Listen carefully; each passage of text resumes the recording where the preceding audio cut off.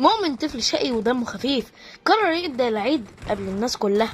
راح عند جدته وقال لها وهو عامل نفسه بريء: كل الناس بدأت توزع عيديات يا تيتا من بدري السنة ديت. جدته خافت لا تكون متأخرة وقالت له: يا نهار أبيض، خد يا حبيبي 100 جنيه، ما تقولش لحد. مؤمن طلع من عندها طاير من الفرحة وراح لخاله وقال له: جدتي ادتني 100 جنيه وانت دايما أكرم منها، صح؟ خاله ضحك وقال له: انت بتلعب على الوتر الحساس، خد 150 جنيه وخلاص. جمع مؤمن 500 جنيه قبل ما العيد يبدأ أصلا. راح البيت وفتح شنطة المدرسة وابتدأ يعد الفلوس بصوت عالي كأنه تاجر بورصة: 100، 200، 3.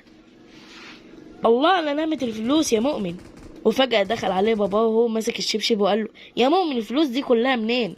مؤمن قال له بفخر: دي مقدم العيد يا بابا، استثمار مبكر. أبوه قال له: طيب السلم العقاب المبادئ